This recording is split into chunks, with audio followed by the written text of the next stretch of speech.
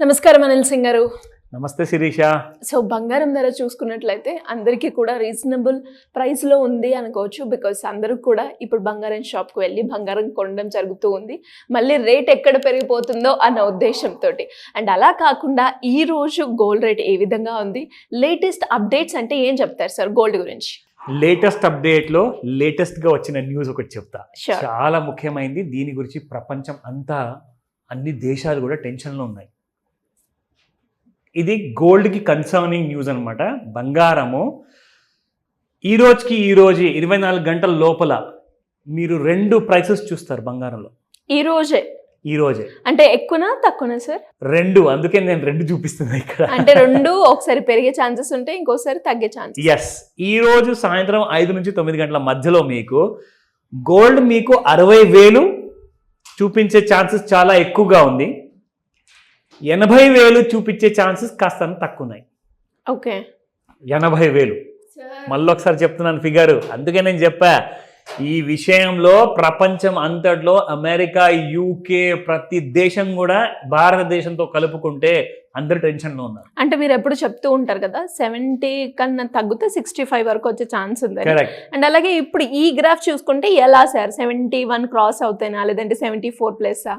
Good question again. ఈ ఉన్న tension సిచ్యువేషన్లో ఇవన్నీ పనికిరావు. ఇదంతా ఎమర్జెన్సీ సిచ్యువేషన్. ఓకే, దాన్నే అంటారు World War III. అయితే ఏం జరిగిందో చెప్తా, అందరూ జాగ్రత్తగా వినండి. మొన్న ఇరాన్లో ఒక పెద్ద ఎందుకంటే వాళ్ళ పాత ప్రెసిడెంట్, ప్రైమ్ మినిస్టర్ ఎవరైతే ఉండే వాళ్ళు ఒక యాక్సిడెంట్లో చనిపోవడం జరిగింది. తర్వాత కొత్తగా పవర్స్ తీసుకోవడానికి కొత్త వాళ్ళని అపాయింట్ చేశారు. సో ఆ టైంలో ఏం జరిగిందంటే భారతదేశం నుంచి కానివ్వండి, వేరే దేశాల నుంచి అందరూ పెద్ద పెద్ద లీడర్స్ అందరూ వెళ్ళారు అక్కడ ఆ ఈవెంట్ని అటెండ్ అవ్వడానికి. మన ఇండియా నుంచి నితిన్ గడ్కరీ గారు వెళ్ళారు, సెంట్రల్ మినిస్టరు.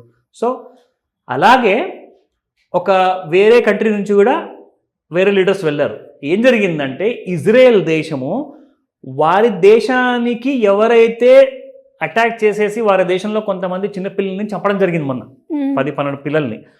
ఆ రివెంజ్ మోడ్లో ఉన్న ఇజ్రాయెల్ దేశం ఏం చేసిందంటే వాళ్ళ దేశంలో, ఇరాన్ దేశంలో ఈ లీడర్ ఎవరైతే అక్కడికి వచ్చారో ఆయన్ని చంపడం జరిగింది. ఓకే, ఇక్కడ ఇజ్రాయెల్ నుంచి వాళ్ళు మిజైల్ పంపించేసేసి అక్కడ మనిషిని చంపేశారు.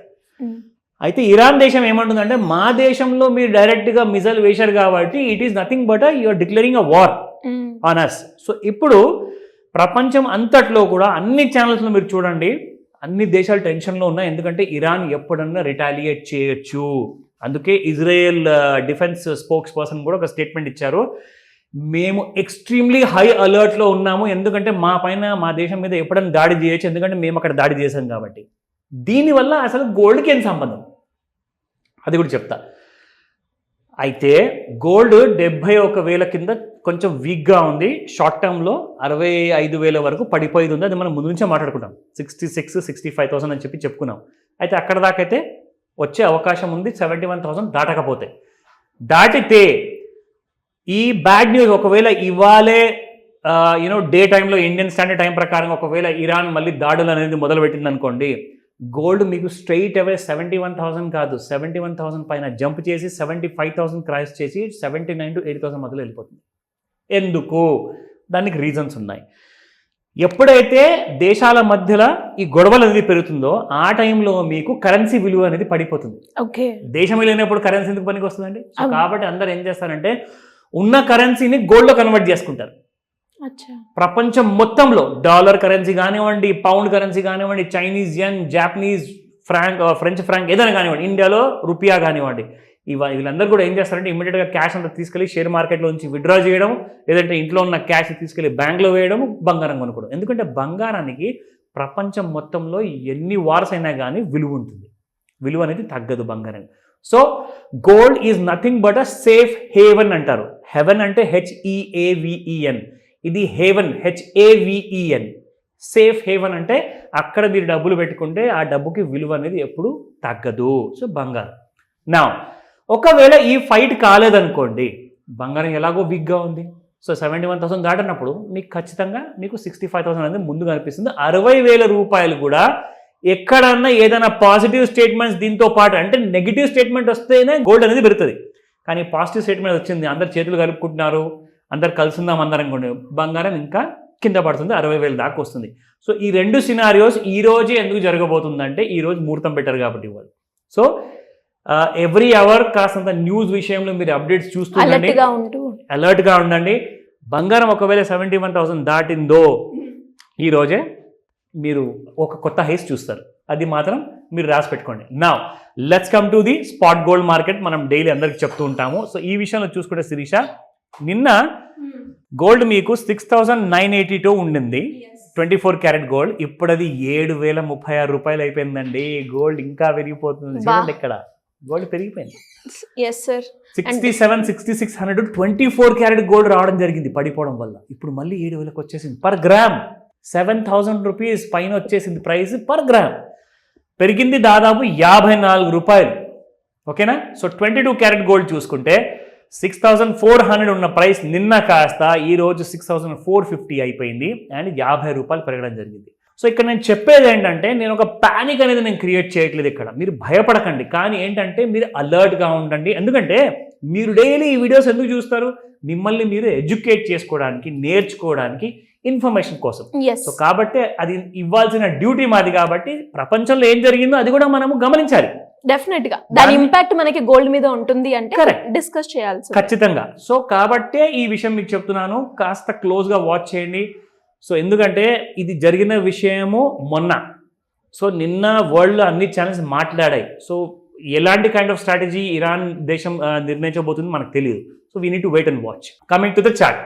సో ఇప్పుడు మన చార్ట్లో చూసుకుంటే శిరీష, ఎంతైతే గోల్డ్ పడి కిందికి మీకు 67,400 వరకు వచ్చిందో, అక్కడ నుంచి అలాగే ఆ స్పీడ్తోనే గోల్డ్ మీకు 69,452 వరకు వచ్చింది. ఇప్పుడు అంటే మోర్ దాన్ 2,000 రూపీస్ పెరగడం జరిగిందండి. 67,400 69,452 అంటే ఇట్స్ లైక్ రైజ్, మంచి రైజ్ అది. ఎందుకంటే జస్ట్ 3 డేస్లోనే గోల్డ్ ఆ రైజ్ అనేది సాధించింది.